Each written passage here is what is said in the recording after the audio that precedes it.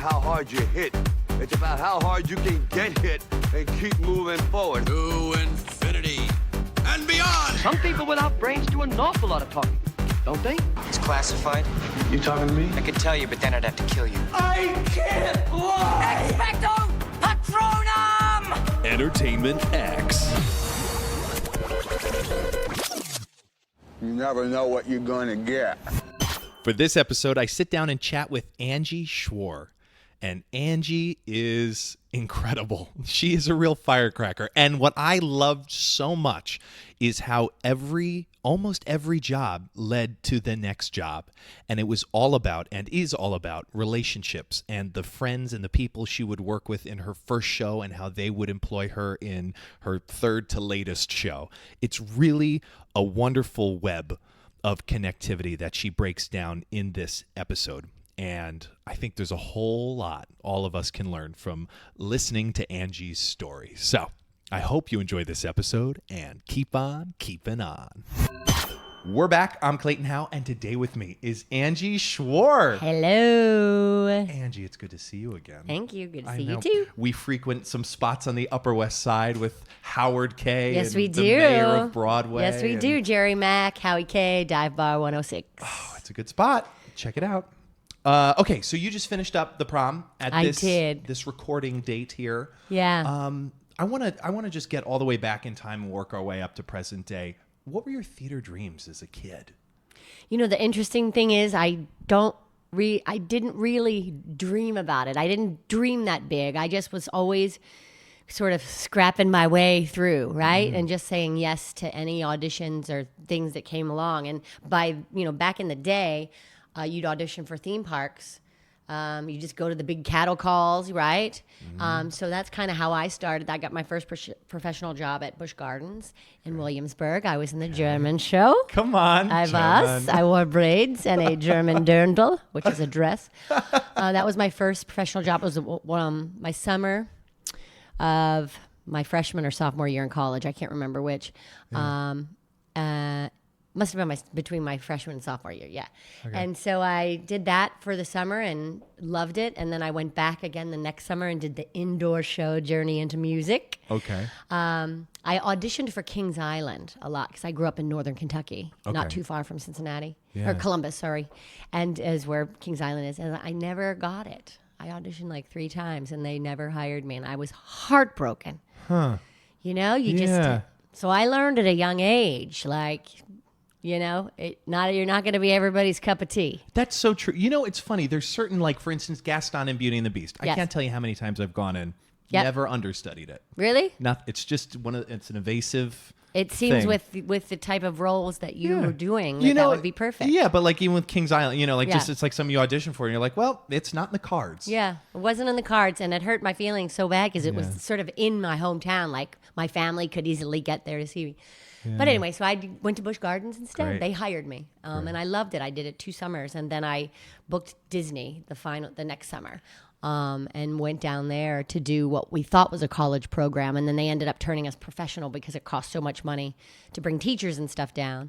So it was turned into professional, and then I just sort of never went back to college. I had 1 year left, but I did finish it about 8 years ago. For real? Yeah. Was that like you physically went back, or no? I had a great. The head of the theater department there now, name is Ken Jones. He is now. He was a professor when I was there. Okay. He helped me get all my points and credits together, and I ended up having to take a math class online, and it was Intro to Stats.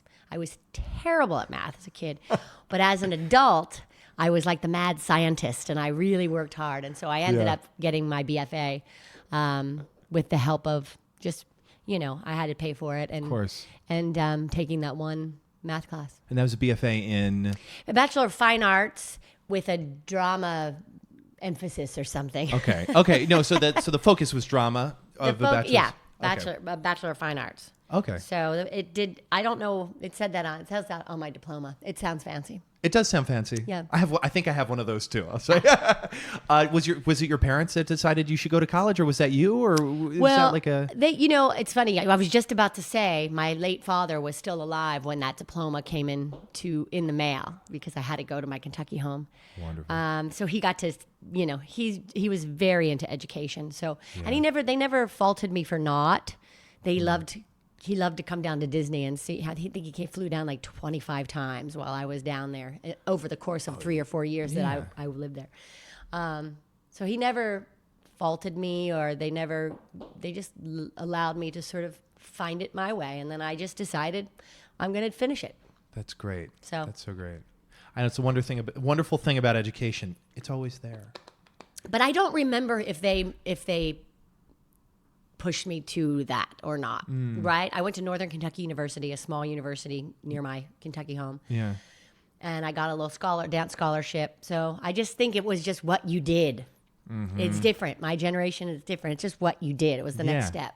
Yeah. Yeah. Makes sense. And I think there's kids today that's different. They like to take a year off to figure it out, which I don't think is even a bad thing, right? Yeah. If you have the time. Yeah. It's not a bad thing. What were you going to say? I recently heard of someone starting college that's just doing their generals, which I think is a really smart thing. They don't really have a major yet, but doing all their general requirements. So you take a little time to sort of figure it out. That's I don't interesting. know. But going back to this, I never worried about that part. I never thought I was talented enough to be on Broadway. I just sort of took what came to me when it came. Yeah. And in between Disney and MGM Studios, which I opened MGM Studios too, as a Hollywood Disney girl, I was a showgirl, a full-on showgirl in Atlantic City and in Japan. Oh, wow. So that got me to Disney. Yeah. And speaking of talking about relationships, is someone from Disney was a PA on Will Rogers Follies. No way. His name is DJ Salisbury, and he is completely responsible for me coming to New York. Because he said, I think you should come up here and audition for this show.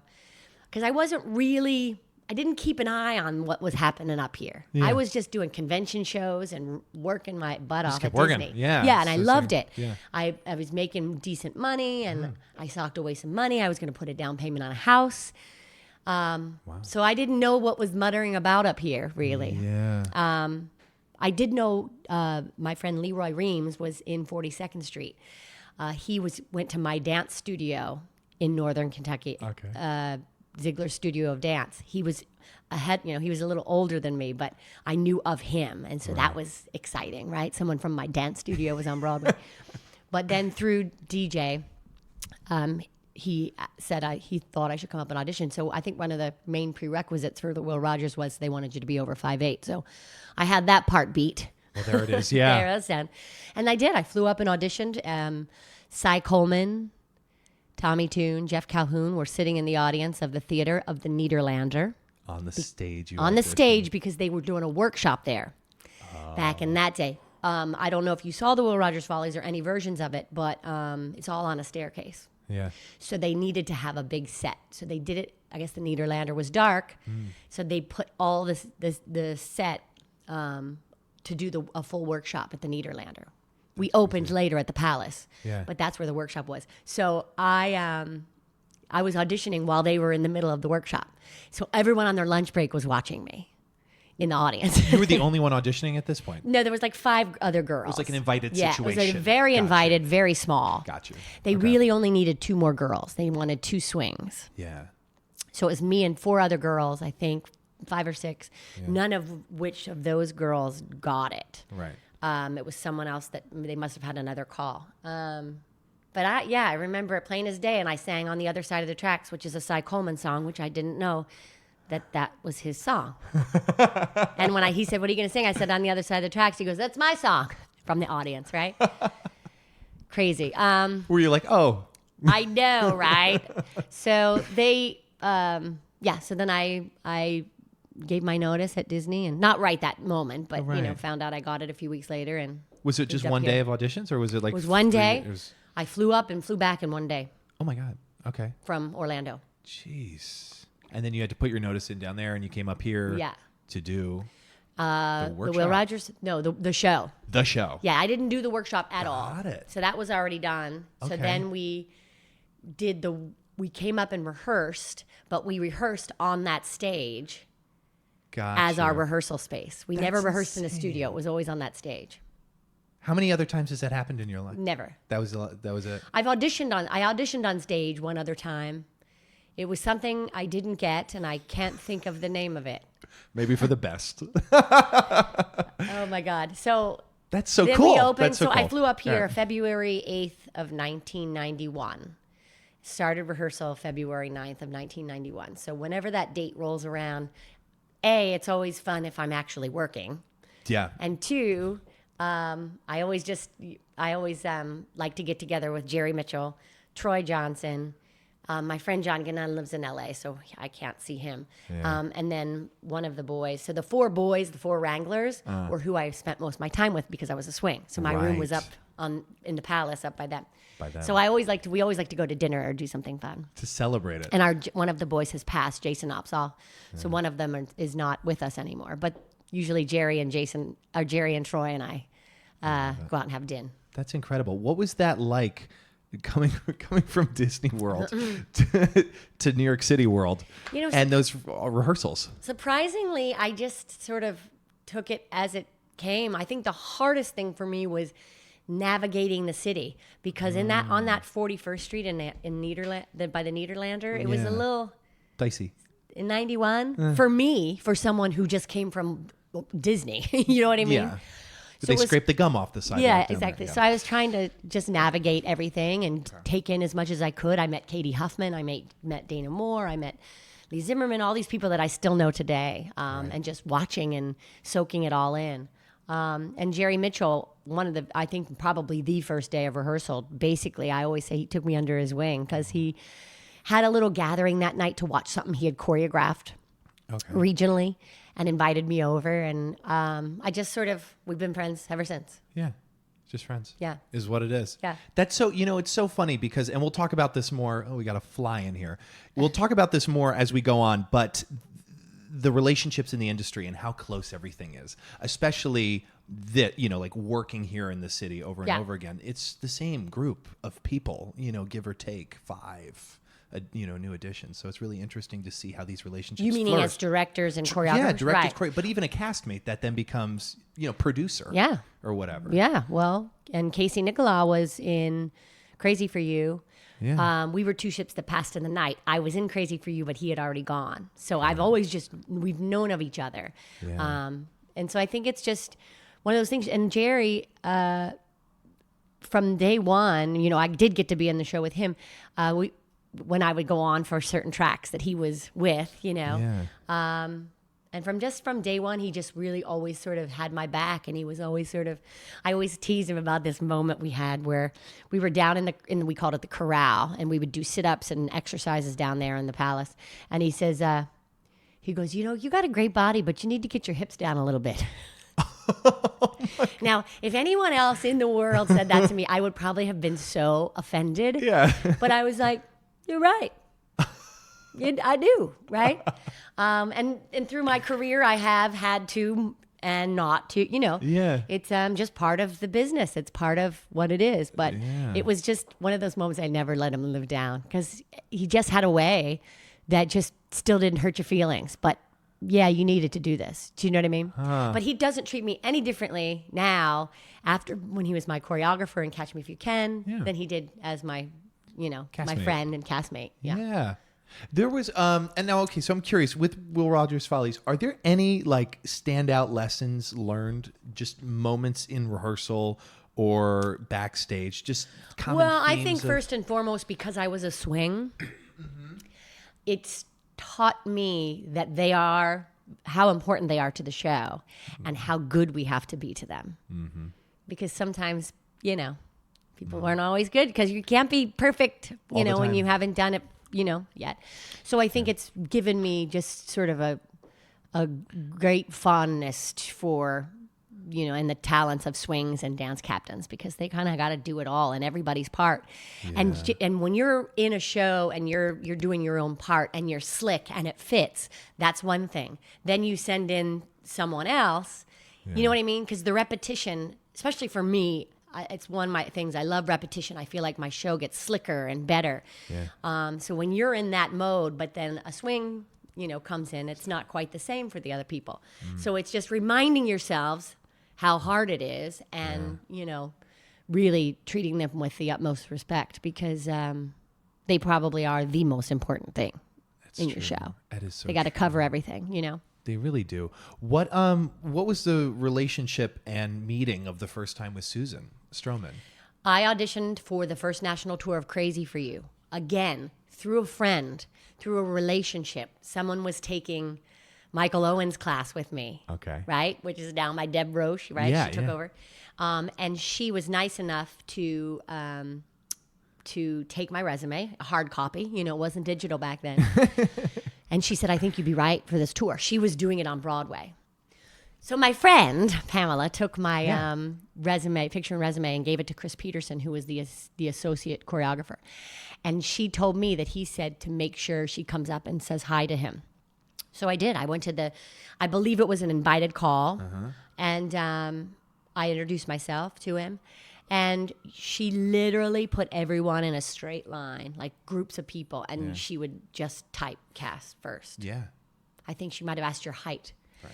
So I made it all the way through I made it all the way through to the end, and because I was so tall, Stro and people claim it's sort of that made that cast a little taller. You set the bar literally. Yeah. So it was it was a great company of girls, and so I did the first national. When I came back, I knew someone was leaving who was a friend of mine.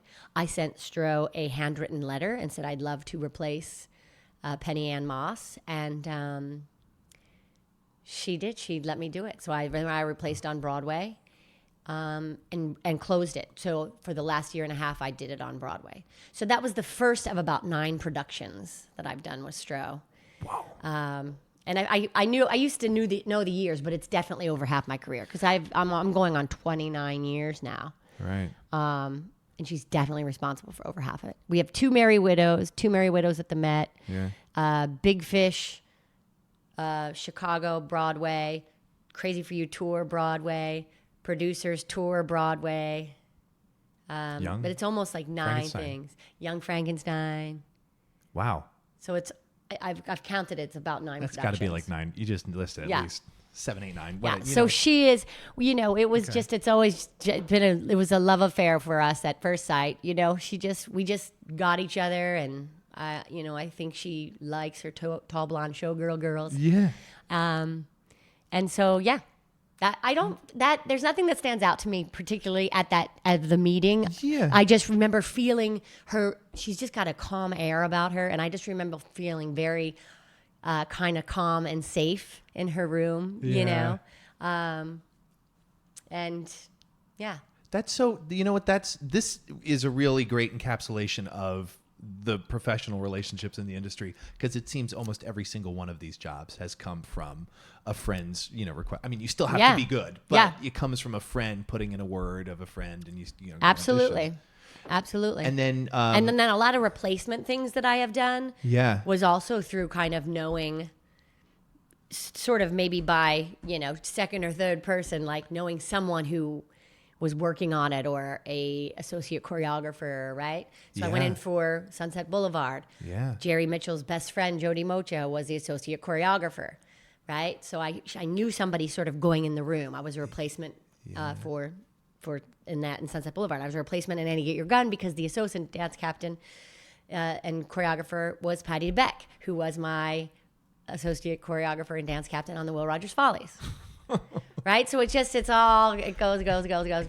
the way it goes. And of course, then the producers came around. Yes. And that was Stro again. And I went into the invited call. And that was huge. And it was no, it wasn't a very big call at all. No, not the call, but the it was huge. And at the time we knew, obviously we know the movie and everything, but I didn't know, I didn't know exactly how many showgirls she needed or what she needed. Yeah. So that was I loved, that was a day, that was a 2-day, that was a day and a callback, I think. Wow. And I just do remember at the dance call, Stro, I kind of bumped into somebody And because I went the wrong way or something, and then we had to do a cartwheel, which I was a gymnast as a kid, so even though I'm tall, that was easy, right? Yeah. And then you had to make up your own buttons. So I did a jump split into like a Heil Hitler. And I was like, Stro, I need a do-over because I had messed up in a thing. And she said, Angie, it's all about the button. Oh, well, there it is. Yeah, so I love it. anyway. That's so funny. That was an out-of-town situation. Right. So we did. Before- We rehearsed in the city. Yeah. Then we went to out of town in Chicago, and then I can't remember, but I think we almost immediately came in.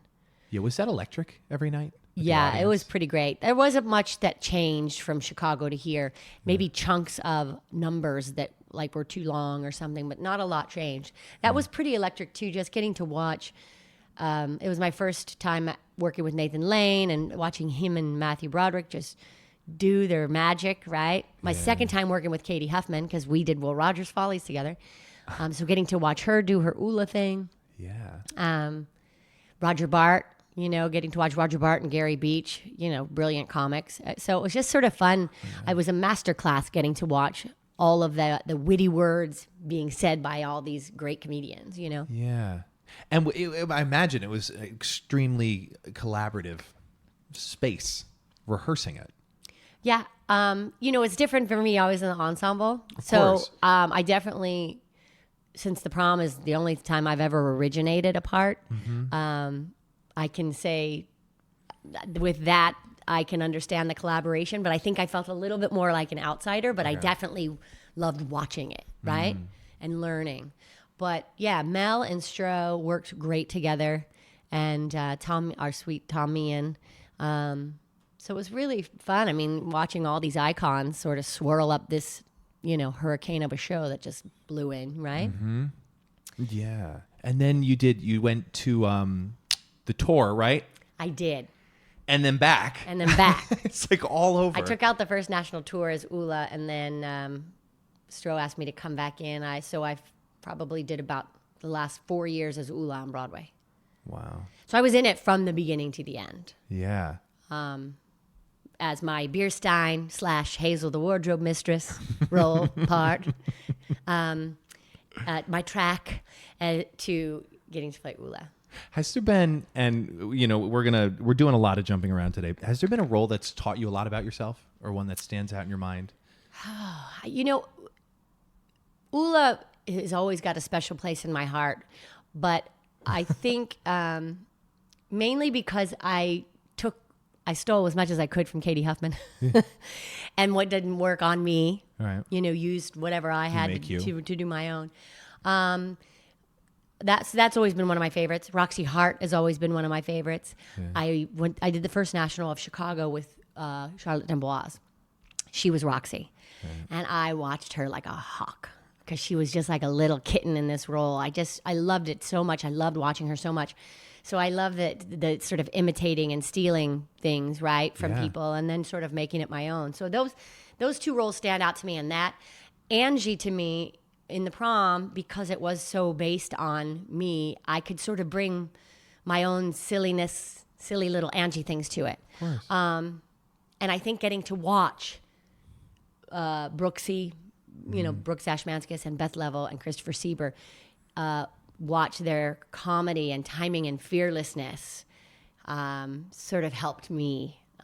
So those are the three roles that stand out. Yeah. But, obviously Angie will have the biggest part in my heart for the rest of my life, Of course. because that was you. it was me, and it was just a fun, amazing show and group of people and collaboration and joyful, like Casey Nicola and at the helm with the joyfulness that he brings and safeness to a room. So you guys are two ships passing in the night, Yeah. you and Casey. What was the bringing of the two of you together and the conversation of creating a role that's you? I went into audition to an invited call for Minsky's. It was a show he was doing. It was in L.A., out of town at the Pantages, with the hopes, of course, coming in. It did not, but it was really a great show, and there was a lot of sort of vaudeville numbers for the women, really great numbers that he put together. One in particular where we all come out of the bathtub, and we have the towels that, the peekaboo towels. Right. I mean, it was just a wonderful, wonderful set of numbers that he did. But we met basically in the audition room for that. Okay. And we knew of each other, like I said, in passing and stuff. But that was the first time I really became a Nicola girl. Yeah. As Josh Lehman would say, a Nicola girl.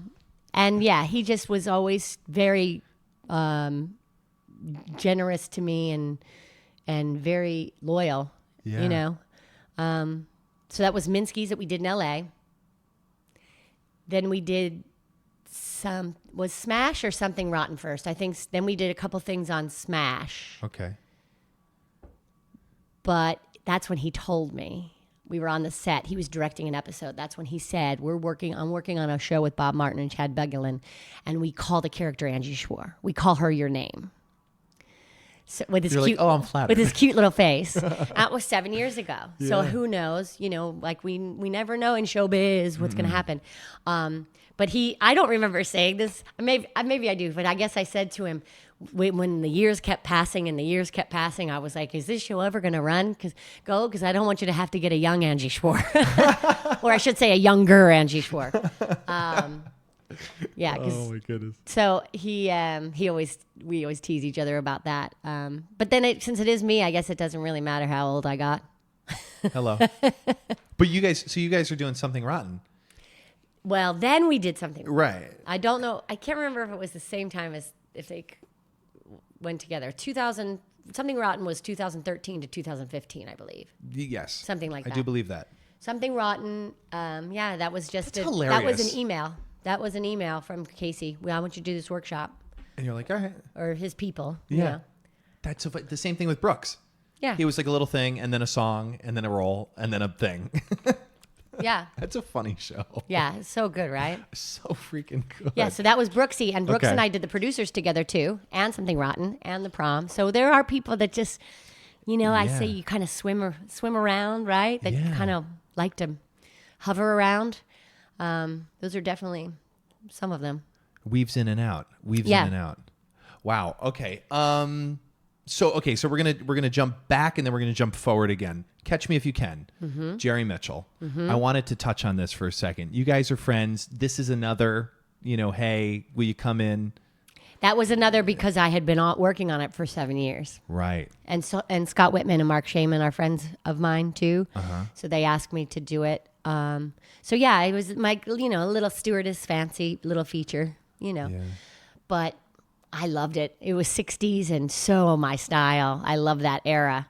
And their music was out of this world.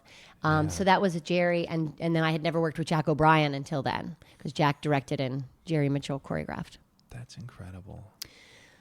Yeah. What was the... It's like working, it was like the Prom too. It was like getting to play with your friends every day, right? Yeah, it doesn't feel and like be rehearsal. Creative. And even though Jerry and I are friends, I also know, they're still my choreographer or director or whatever they may be. Yeah. So there's always just a mutual respect. And it's not like, just because he's my friend, I feel like I can be all, Right. There's just always that respect. There's always that line that you have to keep in the room. Mm-hmm. Because he is a very,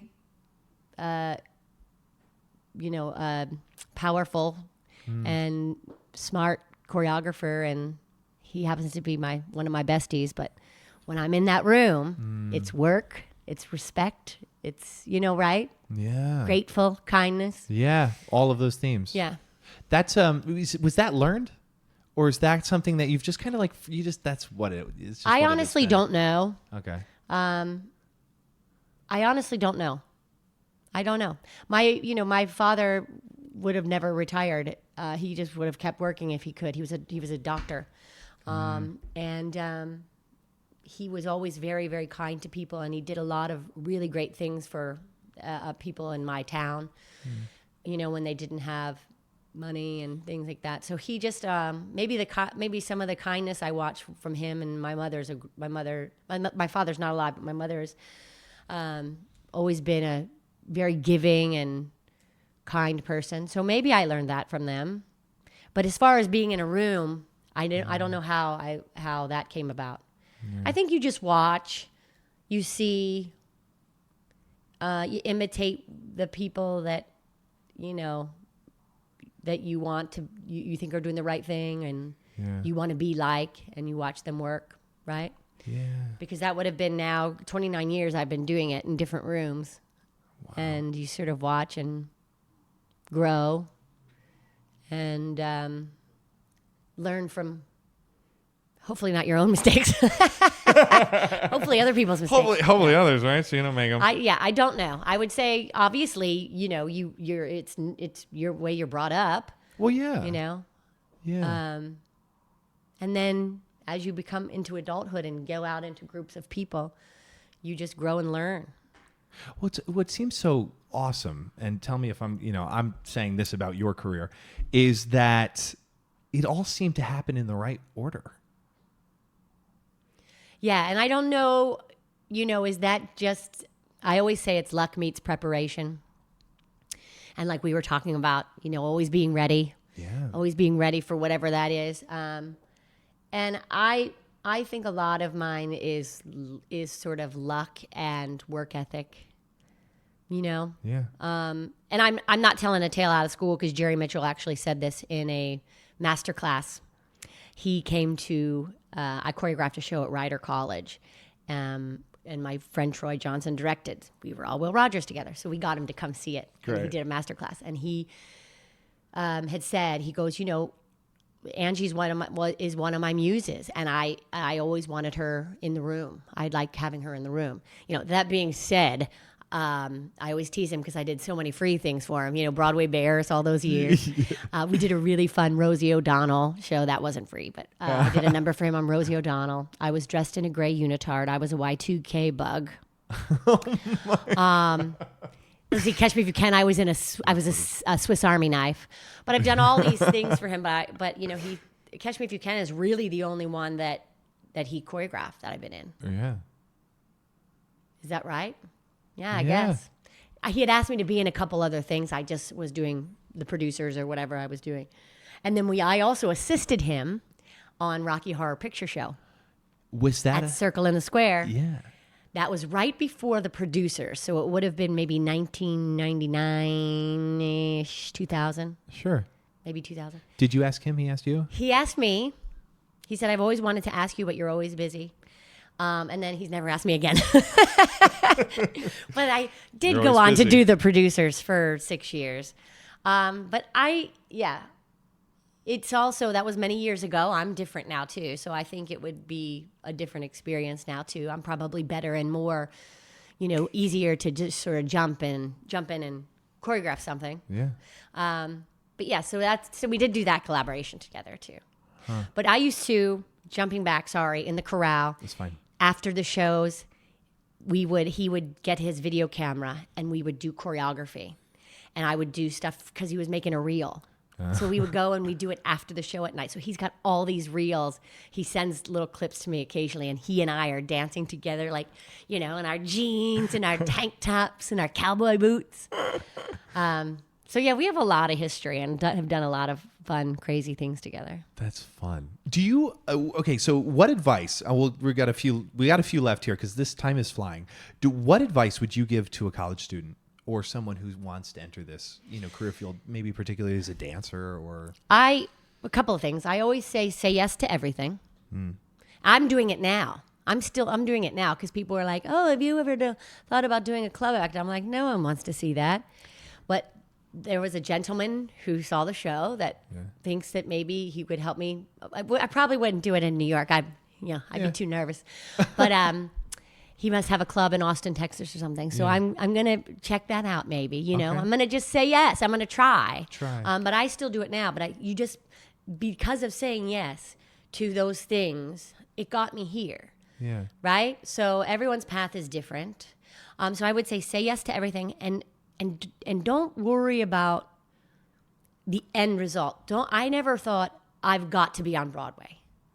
I took jobs as they came, like I said, and then it ended up getting me to where I was supposed to be. I think too much of it, especially when you're young, when you get angst about what, I need to be here. Yeah. I need to be a star. This age, I need to be a star right now. Yeah. It ruins everything that's sort of happening in the moment. And am I saying that because that's how my life has ended up? Maybe. But I didn't realize, you know what I mean? That's just what happened to me. Yeah. So those are my two things. Just say yes to everything that comes your way and be open for it. And don't worry so much about the future. I mean, clearly you have to take care of yourself but I feel like your path will be your path. And always, always, always be kind. Because people will want you in the room. Yeah. Oh, that's so true. I've got just a few left as we wrap up here.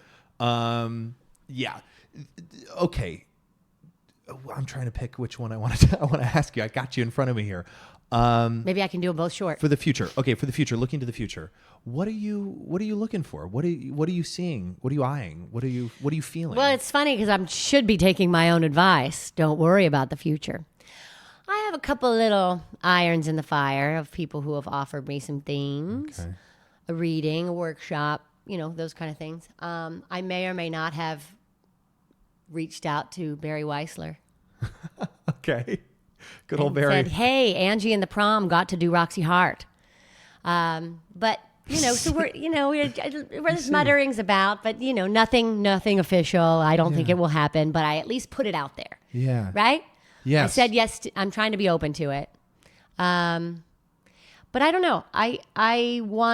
It's funny because now I just gave you what the young people need to know. Right. Now I'm at the other end. Now it's all about me and my pension weeks and retirement and when I can, start collecting those pensions. Hello. And so I really just want to continue. I'm a worker bee. So there's nothing specific that I'm like, yes, I need to have this. Right. I'd like to get to do a little TV and film. I'd love to do a little something of that. It's just never really been in my cards, or I've always been in a show that you just can't have that schedule, But that's a hard thing too, because I'm, not many people want to put a middle-aged lady on the moving pitches. Oh, stop it, In Angie. the moving pitches. Oh, stop it. I'd love to do TV and film. Yeah, I'd love to do some more Broadway shows. Okay. And I love doing regional things. I love doing regional roles. It's so fun for me, The short, sweet, you get to do the whole thing. Yeah, and you get to do fun parts and kind of jump right into it. I did my first play last summer at Flat Rock Playhouse, and I've never done a play. Okay. So it was a lot of words and a lot of things, but I did it, and I was just proud of myself for doing it because it was 3 really long scenes, or 3 acts, and it was a lot of words, Southern and a lot of fast talking, So I wouldn't mind doing another play. Okay. This is great. So those are things. I've gotten to dabble in it, because I did the producer's movie. Did Smash. I did a little something on a soap opera a bazillion years ago. But I'd like to do more. What do you love most about performing? I think it's just the joy. The joy of the audience, of yourself? Both. I think it's, for me, and I will dance until I die. I will move. My body will. I'm going to move until I can't. Until my body will not move. To me, and I had the woman who wrote the show. I told you I choreographed at Rider College. She said when I was teaching my choreography, she says you're smiling all the time when you're dancing. I wasn't performing. Yeah. I was like showing them or whatever. She goes, you're smiling all the time. And I think for me, that's it. It's just the performing that is the joy within me. And to me, there's just nothing better. And I could do it 8 shows a week for the rest of my life. Yeah. Depending on how hard it is. But granted. Do you know what I mean? Yes. It really is just the joy. And it's what I've always been passionate about. So the performing is just you're getting paid to do what you love. So what could be better? What could be better? I mean, I hope there's a lot of people that can say that, but I'm sure there's a lot of people that don't. Yeah. And we do. It's so true. That is so true. As we wrap up here, metaphorically speaking, word or phrase that you'd put on a billboard for people to see, does anything come to mind? Does it only have to be one word? No, it can be a whole story. Well, you know what I'm going to say. Say yes. Or no, well, am I wrong? That's actually really good. I was going to be more like, Just give it some zazz. Give it some zazz. I like that better. That's true. Just give it some zazz. That's great. Angie Schworer. This has been great. Thank you, Clay. Thank you for chatting with me. Is there anything else you want to touch on before we wrap up here?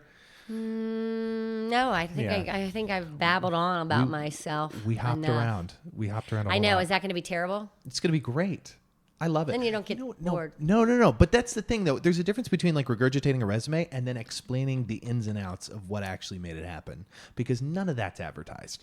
You know, all these segments that you'll do on all these outlets and everything. It's like, you're just like, yeah, and then I did this. Yeah. It's like, but how? Yeah. So I really appreciate Well, okay, that. so just to finish up, I will say this. We talked about all the good things. Sure. You know? Yeah. And I think what I always forget, because the good has been better for me than the bad, mostly, there are those times where there's no further interest.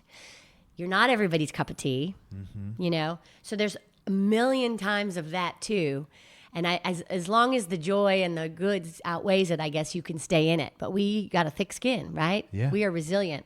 There's no further interest. I was supposed to. I came to a callback and was about to learn music for this convention show many, many, many years ago. And I came back and we were about to learn a harmony, and they pulled the paper out of my hand. They said, "Oh, I'm sorry. We don't need you to stay." Holy shit. I mean, in front of everybody. You know what I mean? Like So I've after had lunch. some really embarrassing moments, and you're just like, you just keep going. And I don't know if all of that sort of helps, helps make you into the scrappy person we become or whatever. But as many, there's always been some negative moments too. Yeah. But are you focusing on the good times when moments like that happen? Or you're just like, I just forget like it. to throw them out there because, Yeah. People... Because I have had such a long career, people think it, that was always so easy, and it's Just not. Show. Yeah. No, exactly. Yeah, it's not. But you got to be scrappy. Got to be scrappy. I'm saying that now. Now, a year from now, when I don't have another job, I'll be like, well, when instead of saying yes to everything, worry about the future. No, that won't be the Billboard quote. It'll be give it some zazz. Yeah. Ladies and gentlemen, boys and girls, Angie Schworer. Thank you for listening. You've been listening to Entertainment X, the podcast. You can follow Entertainment X on Instagram at _EntertainmentX_. If you haven't yet, go to Apple Podcasts and subscribe, rate, and review this podcast. Join Clay next week for another curiosity conversation on Entertainment X. Thank you for listening.